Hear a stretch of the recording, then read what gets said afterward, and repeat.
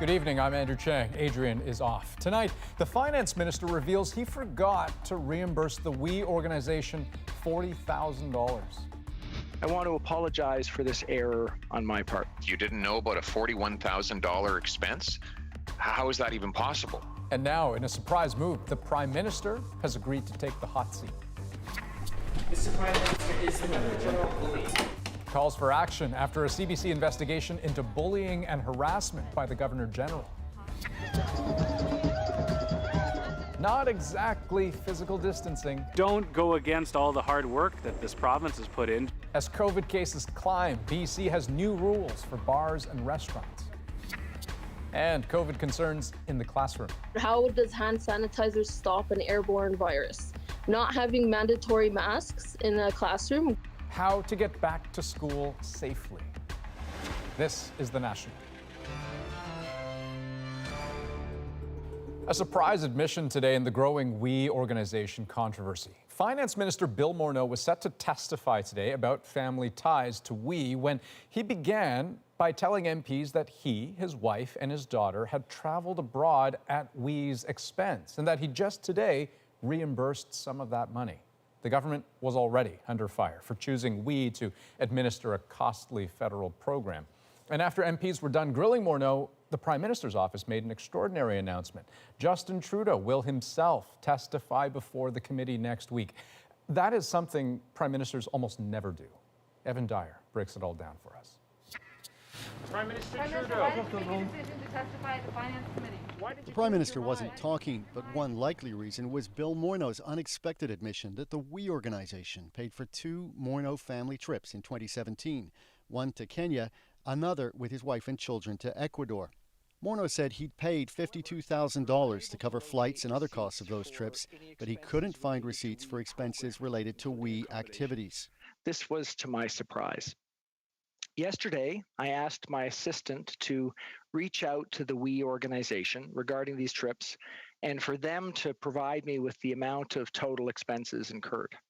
Today, I wrote a check in payment of $41,366.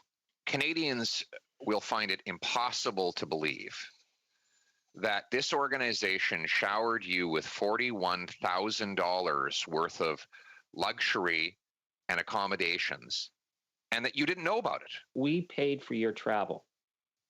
That has the apparent perception of attempting to buy political influence. It's completely unacceptable for a finance minister, for any minister, to accept illegal trips, which is what Mr. Morneau seems to have done, and only paid the money back on the day that he was scheduled to testify.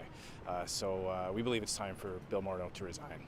In his defense, Morneau also testified that his family donated $100,000 to We, half in 2018 and half just last month. It's not clear if that second donation was made before the current controversy started to gather steam. The subsidized family travel adds to a growing list of personal benefits that Trudeau and Morneau family members have received from the charity, including lucrative speaking fees, paid and unpaid jobs for the kids, and flights and hotels for the Prime Minister's wife. All questions the PM himself will now have to face, along with his Chief of Staff, when they both appear before the same committee. Evan Dyer, CBC News, Gatineau, Quebec. Vashi Kapelis has been digging into this as host of Power and Politics. So Vashi, how significant or damaging were today's revelations?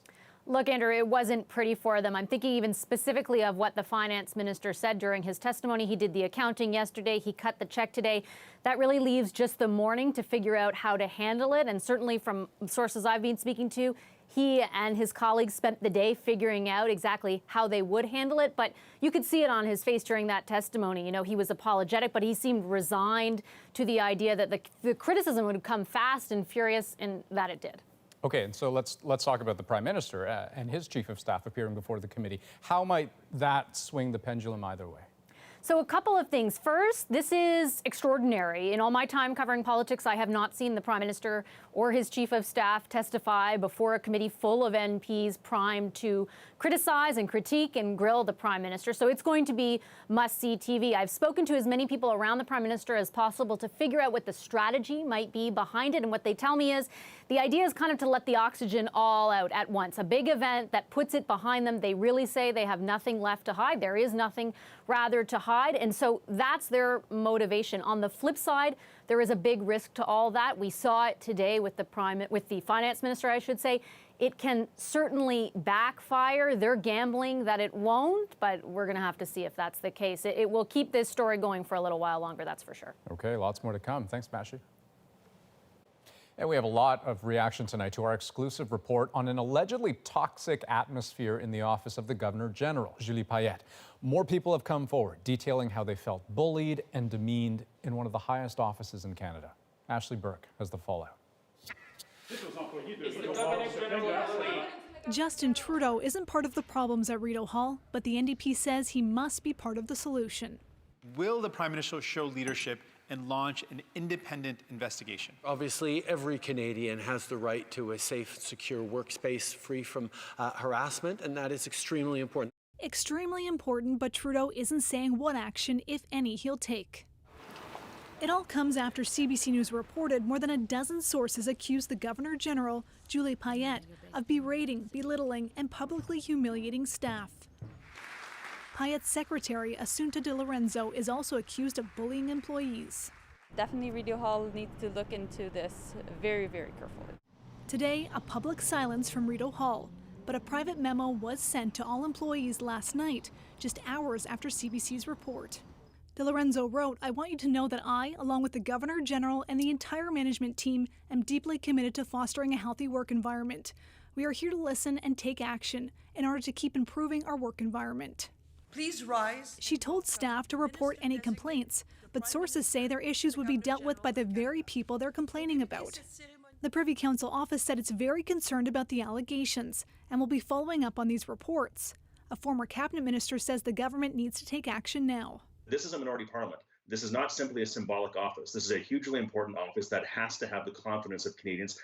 The Prime Minister could have a discussion behind closed doors with Payette to try and resolve this. Payette is the Queen's representative to Canada, and Buckingham Palace is aware of CBC's report, but says it's a matter for the Governor General's office to handle. Ashley Burke, CBC News, Ottawa. For many companies around the world, the past few months have been a reckoning of sorts as they try to address anti-Black racism in their own offices and boardrooms. That includes the CBC as well. Tonight, a CBC News investigation takes us through another allegation of racist language being used at the corporation. Katie Nicholson spoke to a former employee about what was said and what happened when he spoke out. Dexter Brown loves CBC. I felt like home. It felt like I was giving back to Canada. But Brown doesn't work here anymore. In April of 2019, he was at an all-staff meeting of the Fifth Estate. That's where they screened this documentary. Half of them are Black. There was no warning they were about to hear the N-word 12 times. The thrust of the doc? How harmful the word is. But why that? You see, because that's what I heard growing up. That's what I'm saying. So are we going to continue it? No, so we're cutting that off right now. Yes, sir. In the discussion that followed, witnesses say host Gillian Findley and editor Loretta Hicks repeated the word. There were more than 30 people in the room, including new executive producer Catherine Legg and the head of investigative Marie Close. According to multiple witnesses, no one spoke up. Brown, a junior employee, was the lone Black person. Because they should have known better. I feel like they should have known that that word has a lot of power and it affects people. In an email, Findley says she doesn't remember using the word, but says, if, however, my memory is wrong and I did quote someone from the film using the word, I apologize. It should not have happened. Hicks declined comment. Legg did not respond to multiple requests for comment. Close said she is unable to speak because of confidentiality. This is the last place you go and think that you are going to hear someone say that word. Nadia Stewart, the head of the Canadian Association of Black Journalists, was one of the first people Brown called. We know the CBC can do better, and in this instance, definitely should have done better. Emails show Brown briefly spoke to Legg the next day, but there was no resolution and no apology from colleagues. Yeah, an apology would have been great. It would have meant a lot to me. Brown lodged a complaint asking to be moved off the show. He says he was offered other temporary positions, including one under the same manager, but he wasn't satisfied with the options and stayed put. CBC hired an external law firm to look into work culture at the Fifth Estate, including the use of the N-word. When the investigation was over, he wasn't allowed to see the report. Well, I was hoping to get a bit more information about what happened and steps that would be taken to address the issue, to make sure that something like what happened there wouldn't happen again. In a statement, CBC says the investigation was comprehensive and confirmed corrective actions were taken, but couldn't say what they were, citing confidentiality. The Weekly starts now. But since the incident, host Wendy Mesley used the word twice in editorial meetings. To know that another journalist of color had to face something kind of similar to what I faced, that was really tough. In recent weeks, CBC has announced a number of changes to tackle systemic racism and increase diversity. It's too late for Brown, who took a job at CTV, but he still hopes for positive change at the public broadcaster. And I hope that, there are changes there, changes for the better, to make people of color feel welcome, accepted, appreciated. Katie Nicholson, CBC News, Toronto. Turning now to COVID-19. Over recent days, Canada has seen a rise in cases across a number of hotspots and clusters. And taken together, they tell a clear story. By June, Canada's daily new cases were far below the peak and heading south until they hit a floor about 2 weeks ago. That's when they went back up. And this saddle shape is unmistakable. We are back where we were in early June and heading in the wrong direction. Driving the numbers regionally, Quebec, Ontario, Alberta, and Saskatchewan, which had its highest daily increase yet today. Now, that upward trend is also being felt in British Columbia, so much so that officials are moving to tighten restrictions for restaurants, bars, and nightclubs. As Briar Stewart shows us, it comes as frustration grows over large groups of people ignoring physical distancing. A large sunset gathering, complete with dancing and drums, baffled some passing by last night. Holy crap. And it infuriated plenty of others. Don't go against all the hard work that this province has put in just to have a hippie drum circle. Ryan Schaap estimated the party swelled to over 100, much more than the province's ban on gatherings over 50 people. The people are left to police themselves, and for the other side of the beach that's following the rules, it was fine, but for that small yet large group of people, they chose not to. In BC, where there's been an uptick of COVID cases, 34 reported today, there's been an increase in the number of young adults testing positive. But if you are in a crowded location, being outside is not enough. We know that it can be transmitted when you're having close conversations. Today, the province also tightened rules for some businesses. Anyone going to a restaurant or bar must have a seat. No one can get a drink for themselves, and establishments have to ensure that people aren't crowded around. The group representing the province's restaurants wants to see one more change: all food service workers wearing masks. I think there's a good visual cue, and it sort of shows that we are doing something, because there's a lot of consumer confidence stuff going in this. How are you doing over here? You're good? Okay, good. At this restaurant, all the staff wear masks. It's already implemented the province's new rules, but it can still be a challenge to keep groups small. People are used to being at craft beer market, mixing, mingling, cheersing, all that, but we have to micromanage the heck out of those situations. Because inside, restaurants can't seat any parties larger than 6. But outside, where there's little enforcement, it still comes down to good judgment. Briar Stewart, CBC News, Vancouver. Now, many of Saskatchewan's 60 new COVID cases are in communal living situations. Almost all of the new cases are related to an ongoing outbreak in a number of Hutterite communities in southwest and west central Saskatchewan. Health officials say 48 of the new cases are on colonies, and 43 of those are from a single colony, 200 kilometers west of Regina. The number of active cases has now climbed to 190, the most since mid-May. 7 out of the 8 new cases announced in Manitoba today were also in Hutterite communities. There are now 35 infections linked to colonies in the province, with most related to a large gathering in Alberta last month. Now, globally, COVID-19 cases hit a grim new milestone today. The number of confirmed infections exceeds 15 million worldwide, and the death toll continues to rise. More than 619,000 people have died from the virus.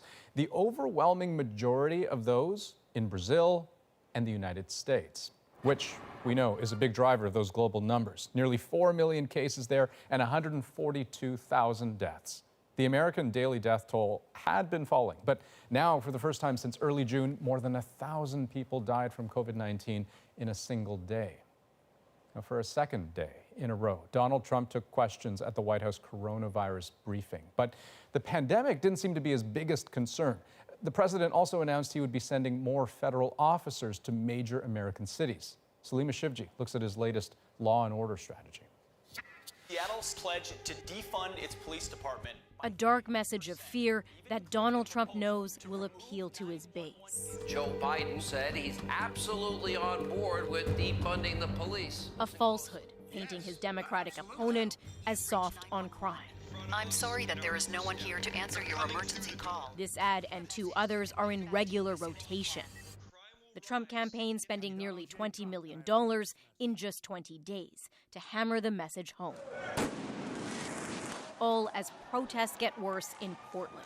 Federal forces from several agencies, including Homeland Security, on the ground fueling tensions with protesters. The president today making good on a promise to send more agents to cities run by Democrats. These same politicians have now embraced the far-left movement to break up our police departments, causing violent crime in their cities to spiral. They'll go to Albuquerque and Chicago, which is struggling to contain a spike in gun violence, with Trump saying other cities could be next, despite local leaders furiously denouncing the move. Nameless agents pulling people off the street, depriving them of their constitutional rights. That is not what a democracy looks like. These scenes are also causing discomfort among some Republicans, like Tom Ridge, the first Secretary of Homeland Security under George W. Bush and a former governor of Pennsylvania. The department was established to protect America from the ever-present threat of global terrorism. It was not established to be the president's personal militia. But the sinking poll numbers the Trump campaign is trying to fix by leaning into a tough-on-crime message doesn't look like the right strategy. When it's the rapid spread of the virus, not law and order, that's top of mind for many voters. Salima Shivji, CBC News, Washington. Another favored Donald Trump target during an election, asylum seekers. But when they come to Canada from the U.S., they can be sent back under what's called the Safe Third Country Agreement. Now, a federal court says that practice is wrong and that the agreement leads to the violation of charter rights. As Farah Morales shows us, that ruling represents a seismic shift. They are images that are hard to forget. Asylum seekers with luggage in tow, crossing from the U.S. into rural Quebec on foot. Under the Safe Third Country Agreement, this is the only way they can seek asylum in Canada, because if they arrive at an official border crossing from the U.S., they'd be turned back and asked to seek asylum there. Today, a federal court judge ruled that violates their human rights. This ruling is not only significant, it is groundbreaking. Amnesty International Canada is one of the groups that was part of the court challenge. This has been years now, really since day 2 after Donald Trump took office. Groups have been calling on the Canadian government to take this step. I think people did see those images of kids in cages in the U.S., of families being separated in the U.S., and people don't realize that our immigration system is intimately tied up with the U.S. immigration system in many ways, and the agreement is one of those. The federal court justice ruled the way the U.S. imprisons refugee claimants violates the Charter of Rights. Today, those who work to help refugees resettle are welcoming the decision. When people are seeking safety, they're simply seeking safety. We're really happy to see this decision.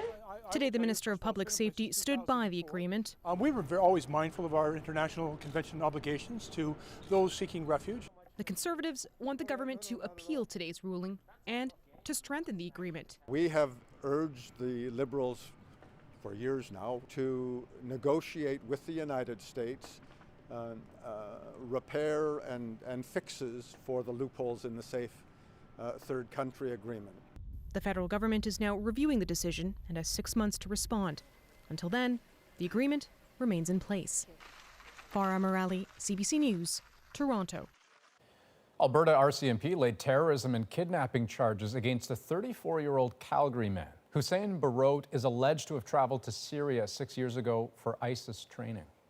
It's important that law enforcement send a message that there is no immunity for Canadians who go abroad to commit acts of terrorism. He is scheduled to appear in court on Friday in Calgary. Police say the investigation is ongoing. The overall goal of this operation is to bring it to a very peaceful resolution. A search continues in Nova Scotia for a man accused of stabbing a police officer after allegedly assaulting his common-law spouse on Monday night. Police say they tried to apprehend Tobias Doucette yesterday, but he escaped. The injured officer is recovering in hospital. We believe that on the morning of the 9th of July, sadly, all those sad events had already been played, and all three were already dead. A difficult update from Quebec Provincial Police. They say Martin Carpentier killed his two daughters and then himself. Officials say it all happened within the first day after the three went missing 2 weeks ago. The investigation had triggered an Amber Alert and a widespread manhunt. Well, as many as 10% of people who contract the coronavirus can experience debilitating symptoms for months. I'll start to cough again and my chest gets tight. I feel like, almost like there's cobwebs in there that I can't get a breath down past it. Up next, the folks who call themselves COVID long haulers. Plus, Nova Scotia announces its back-to-school plans. The best place for children is in the classroom. But lots of parents, kids, and educators across the country are still waiting to find out what September holds for them. So, our doctors are here to talk about whether it's safe to go back, and if so, how we should do it. We're back in 2.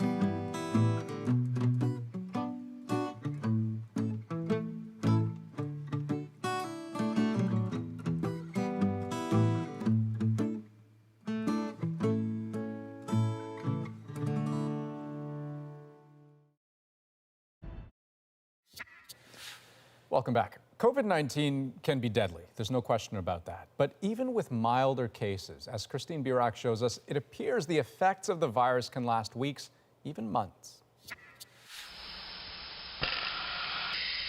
Nearly half of COVID-19 patients lying in intensive care units can expect longer-term complications, ranging from brain injuries to liver, heart, and lung damage. But it appears even those who don't become severely ill can have lingering symptoms. My symptoms were very mild. An active runner, Emily Beaudeschamps, thought she'd bounce back from the virus.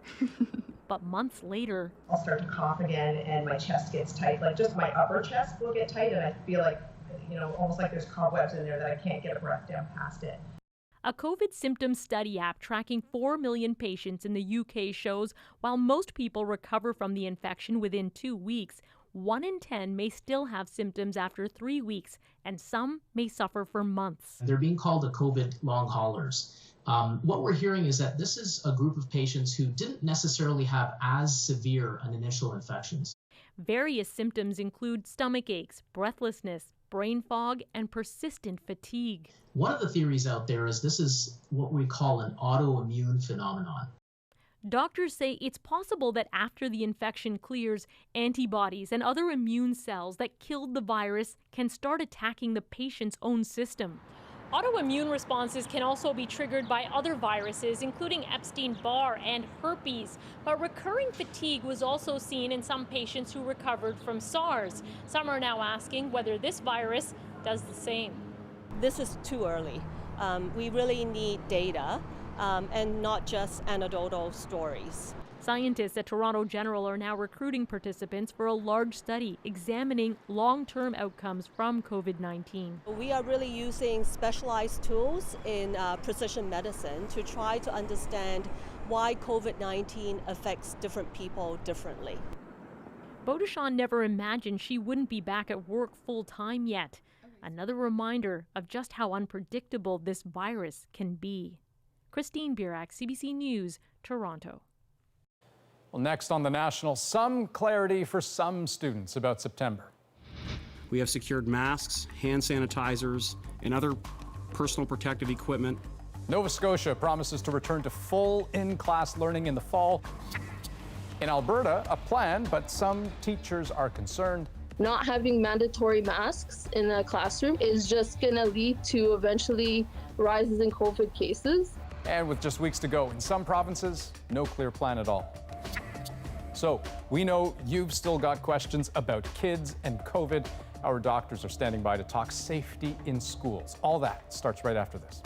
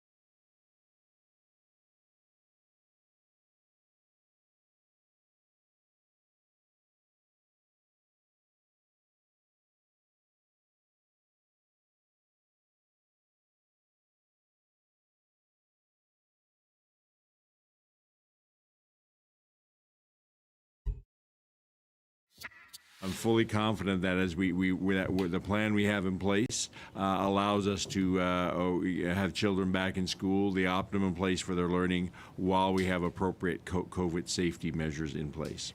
Well, there you have it. Nova Scotia has announced that students will be back in class in person in the fall. But back to school won't exactly be back to normal. There will be some big changes, including mandatory masks on buses and in high school hallways, and an end to big gatherings like assemblies, all measures to reduce risk. Now, of course, the risk isn't zero, but Nova Scotia has just one known active COVID-19 case right now. Alberta, on the other side of the country, is detecting dozens of new cases a day. And as Rafi Boudjikanian shows us, its school reopening plan has some cheering and others voicing serious concerns. Willow and Reed Staba are having fun. Reed is the big flipper. But their father says, don't be fooled. The ups and downs of the pandemic have hit hard. I'm off work and the kids were really kind of upset about being off school. They're eager for some sense of normalcy this fall. It is going to make life easier for everybody, for parents with work and for kids, going back to school.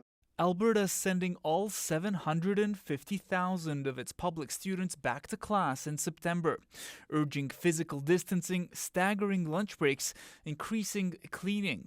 But it won't be imposing limits on class sizes or require wearing masks.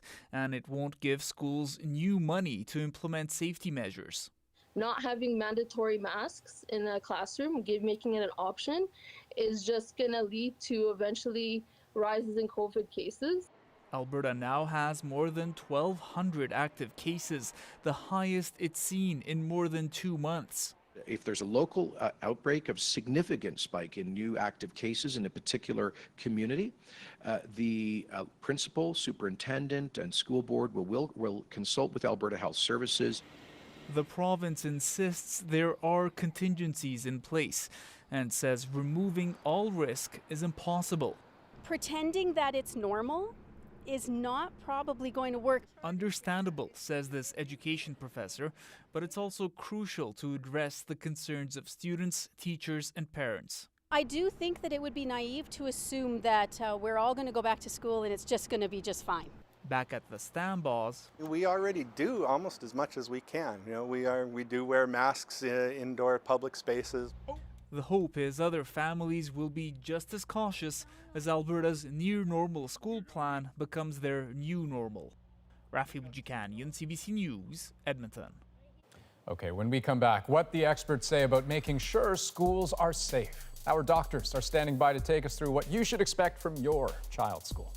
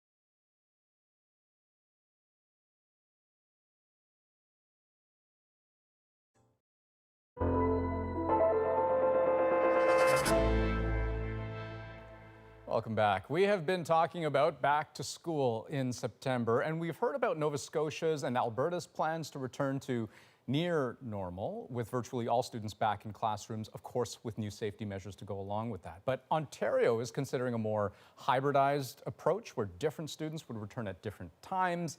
But it all comes down to the same questions. How safe is it for kids to go back, and what can be done to make it safer? Well, joining me now, Dr. Alon Vaisman, an infectious diseases physician, and respirologist Dr. Samir Gupta.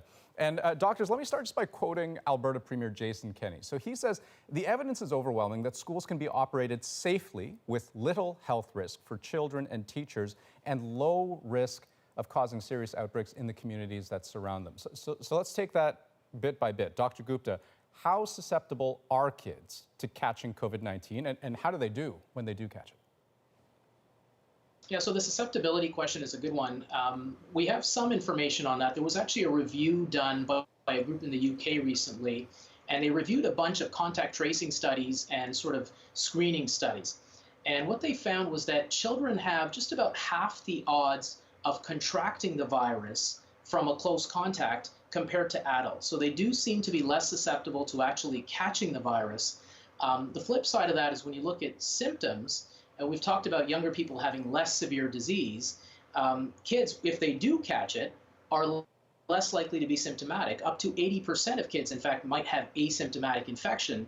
But the problem with that is that we also have data to suggest that if they do catch it, although they may be asymptomatic, they have a similar viral load to adults. In other words, they carry around a similar amount of virus as adults do, which implies that they're probably just as infectious as adults. Right, and I guess that's the tricky part, right? When you combine those two things, the question of whether they are as infectious compared with the fact that they have that sort of heightened viral load for maybe what you might expect. Dr. Vaisman, what more do we know about the potential risk there for younger people to kind of be vectors for the disease? Maybe the greater threat is getting other people sick.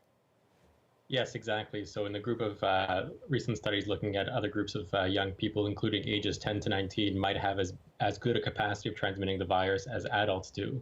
So the concern there being that if you to return to school, especially high schools, the young people, as was mentioned, are not going to have as poor outcomes, not going to do as poorly with the virus, but they do have the capacity to acquire the virus and potentially transmit it to people who they're living with at home, including adults, including their grandparents, including those who are more vulnerable and might themselves have poorer outcomes with it. Okay, so then Dr. Vaisman, let me just ask you the simple question straight up. Is it safe for kids to go back to school in September?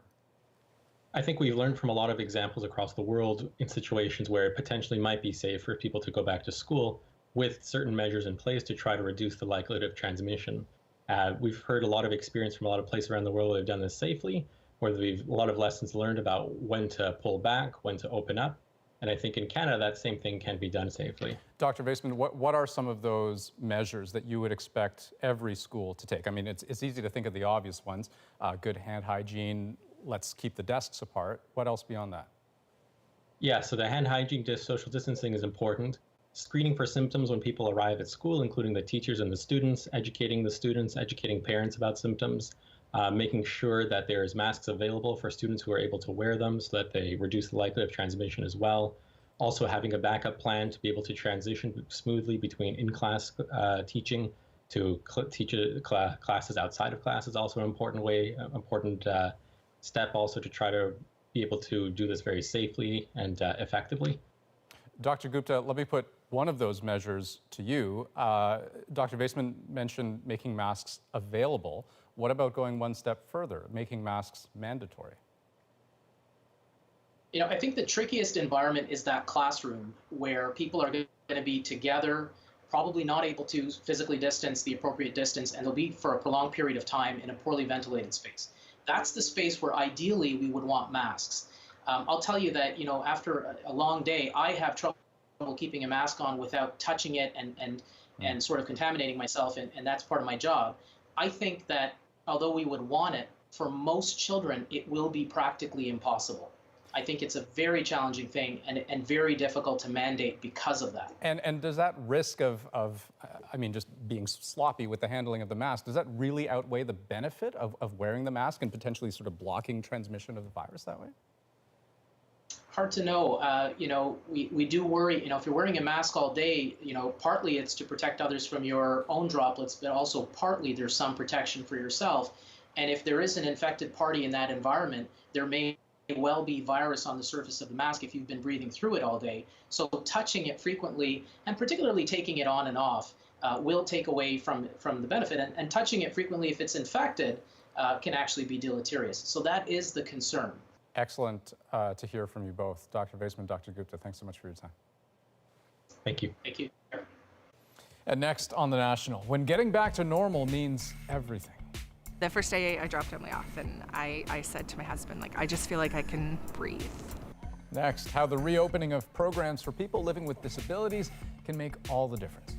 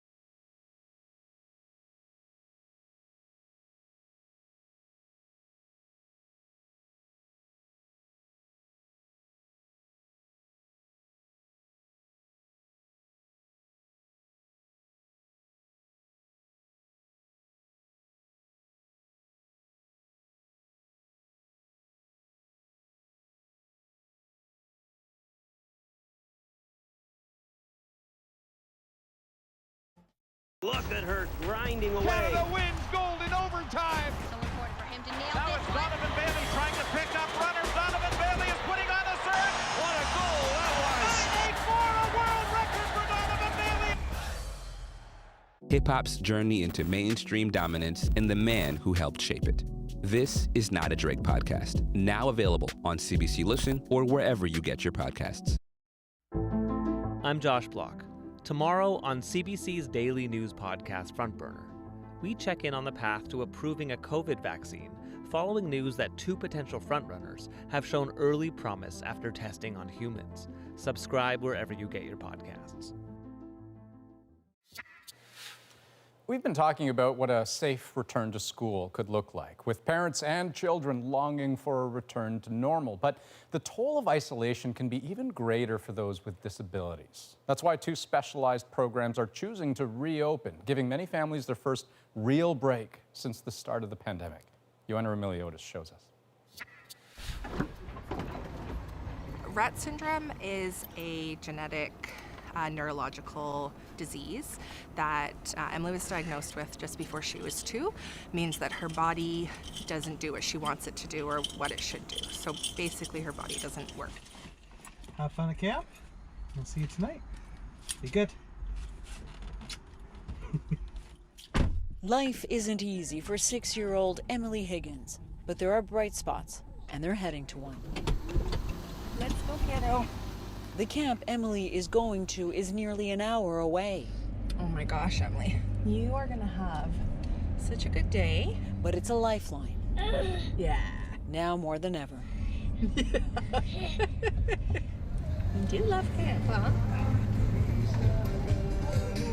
Even the first day I dropped Emily off, and I said to my husband, like, I just feel like I can breathe now, because it was really hard.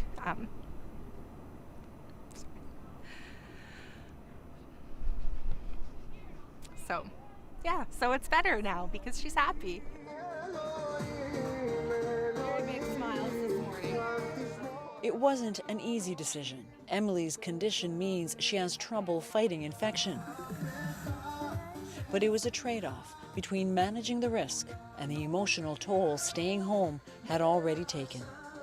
She was missing her friends, and through this, she was also diagnosed with dystonia, which is basically really painful muscle spasms. Good morning. We'd seen it through the year, but all the things that were happening compounded it. So Emily would just cry all day. And so we would cry. It really was just survival mode. Okay, are you ready for an awesome day, my girl? That desperate need for a reprieve. It's why Kayla's Children's Center was determined to open. With precautions like temperature checks and bubbling groups of children and staff members. It's the only camp in the Toronto area for disabled and medically fragile children. The first respite parents have had in months. We had a lot of parents drive up and drop their kid off and then literally sit in their car and sob. Everything they've gone through over the last 4 months just hit them. Yaffe Scheinberg runs the camp. This year, these parents were they're at their breaking point. Good morning. And you have to understand that they don't have an option of saying, I'm just gonna take an off day, a mental health day today, and I'm just not gonna, do all the bathing and the feeding and the stuff that their kids need. And I feel like by the end of June, they were at the end of their rope. Have a good day. I'll see you later. Bye. We have to watch her all the time, and you're constantly at the edge. It's unrelenting is a good word because we don't have the break, or at least taking her to a program. But like everything else with these special needs, you don't have a choice. You just do it. Have a good time at home. Love you. Have a great time. Rena and Gary Cogan's daughter Tanya is 42 years old. Tanya has cerebral palsy and is developmentally delayed. She's been home for the last 4 months. Mom. And just started coming back here. There we go. Okay, let's do this. Danny is a day program for adults with disabilities.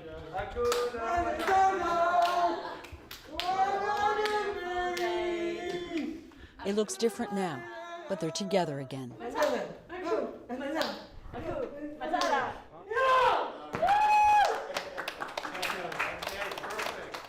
So how are you feeling today? Feel great. Feel again. See my friend again.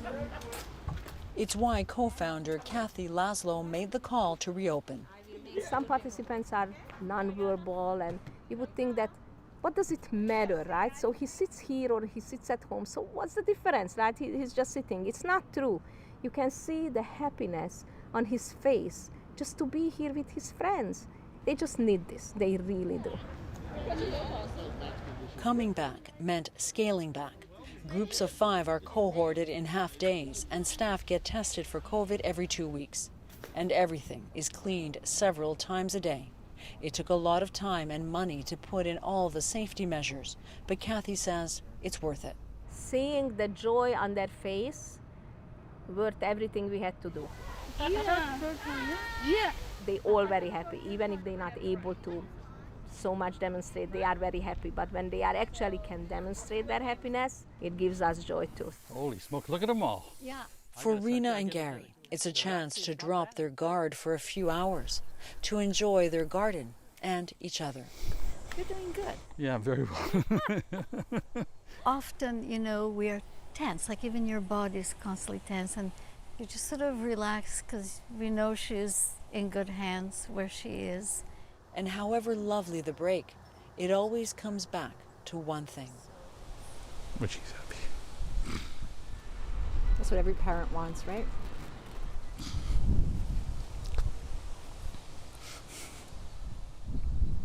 Yep. Yep. When she's happy, we're satisfied. Where are we going?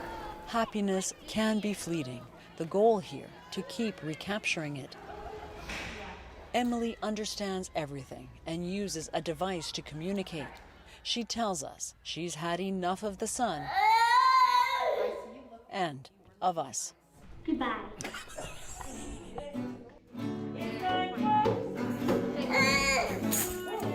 Tears here do dry more quickly. There are so many distractions.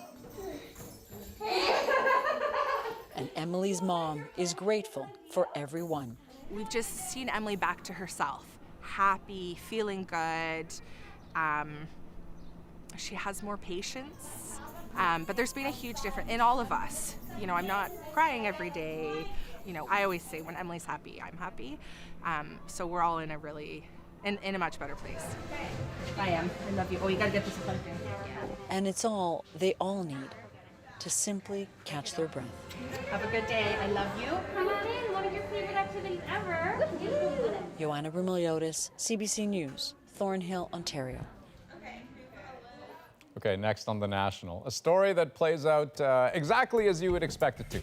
A bunch of young people start a lemonade stand and raise $35,000. Hi, my name's Aditi, and we are the Lemonade Lovers. The Ontario kids behind a 4-year-long fundraising campaign, and they're not done yet. Right after this.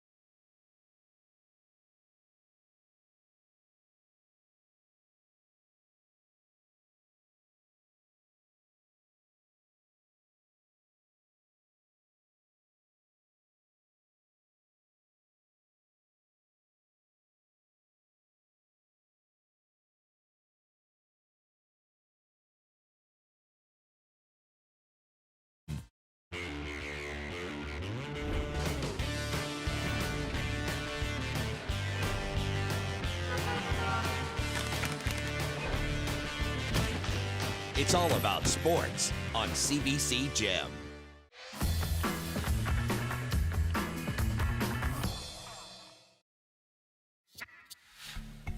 This group of kids call themselves the Lemonade Lovers. Their goal, pretty straightforward, sell some lemonade and raise some money. Their fundraising campaign has been going strong for 4 years, and this year, even COVID-19 could not stop them. It's our moment. Hi, we're the Lemonade Lovers. We have been fundraising and donating money for the past 4 years. All the money goes to Sick Kids Hospital.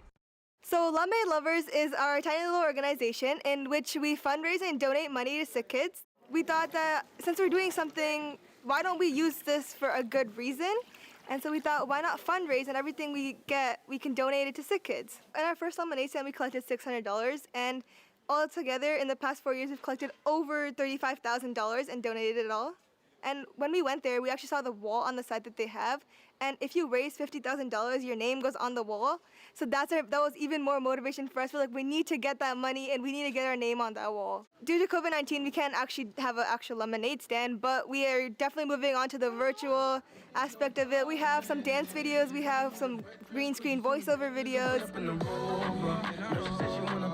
We're trying to make sure that our message gets out and more people donate. So hey, they're doing good work. They're hoping to raise thousands of dollars this year if they can. And at this point, you may be wondering, wait a second, how on earth did they raise $35,000 with just a lemonade stand? Because wouldn't you have to sell like 8 trillion glasses of lemonade? They have managed to parlay this simple lemonade stand over the years into an actual event. They have donors, they have sponsors, and yeah, pretty ambitious. That's The National for this Wednesday, July 22nd. Good night.